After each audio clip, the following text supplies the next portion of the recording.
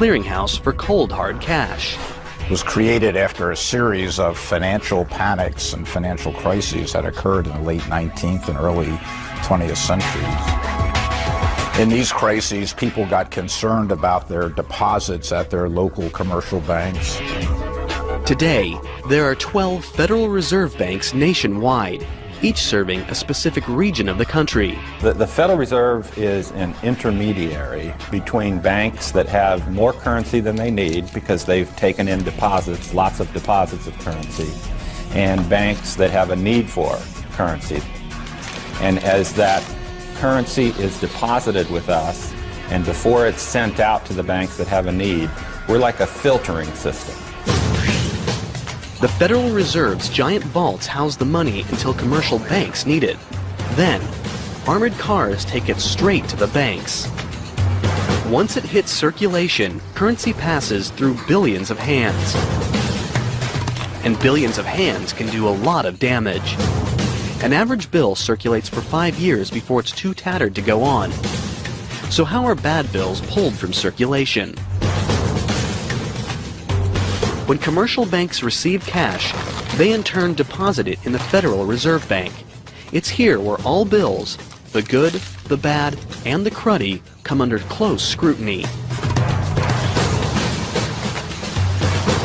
All 12 of the reserve banks have high-speed computer-controlled machines that count 40 bills a second, examining them with specially designed sensors to search for dirt, graffiti, and possible counterfeits. They send suspected fake bills straight to the Secret Service for examination. What happens to the old worn bills? They've got a date with the shredder. The Federal Reserve banks shred over $500 million a day. When these bills are shredded, they're out of circulation, and new bills are printed to take their place. But what do you do if your money is destroyed? The commercial banks won't take it, so this cash never meets the Federal Reserve's shredders. But it's still considered legal tender. So where does it go? Back to where it all begins, the Bureau of Engraving and Printing.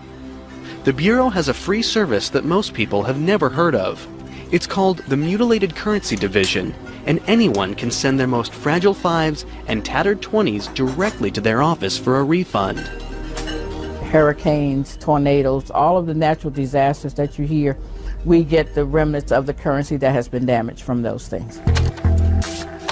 When bills first leave the Bureau, they're inspected for the slightest flaws. The messy bills that make it back undergo the same careful scrutiny.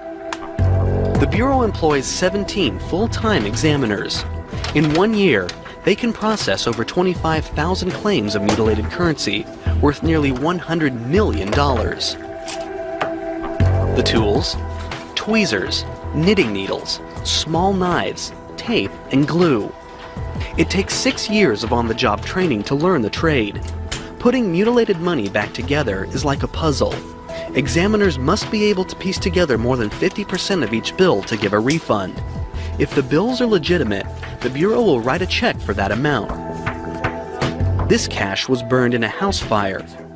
The ashes must be reconstructed. You have to go through and you have to figure out which piece goes where, what goes to what note.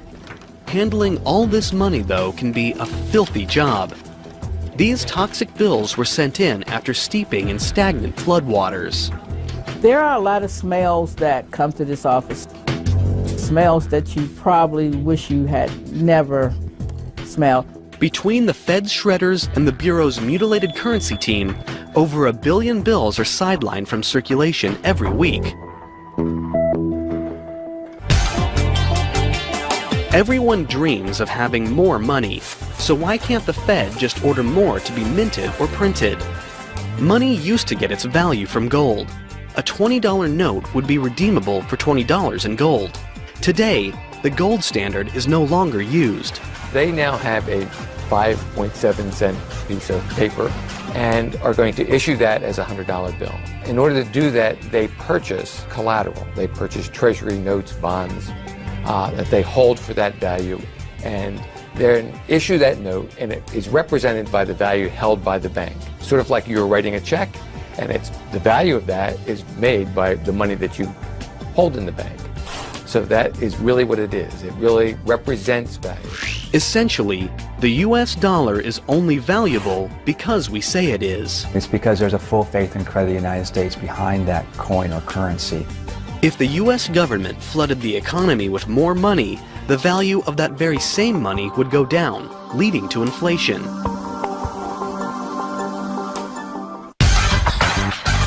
Today, cash is increasingly replaced by electronic credit and debit. Is there a bleak future for money factories? Some people want to clip a branch of the money tree for good. The penny, many argue, is quickly becoming obsolete. Others, however, believe the penny is an important icon we can't afford to lose. An organization that fights for the penny, Americans for Common Sense, was established in 1990 to educate Congress on the need to keep the penny. Their thought? Since it costs 0.07 cents to make a penny, the US government is making money off pennies.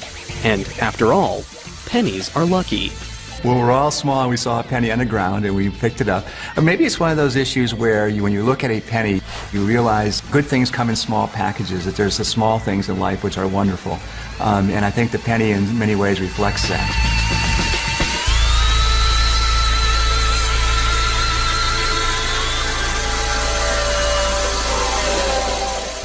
As long as there's the need to buy and sell, there's a need for money factories.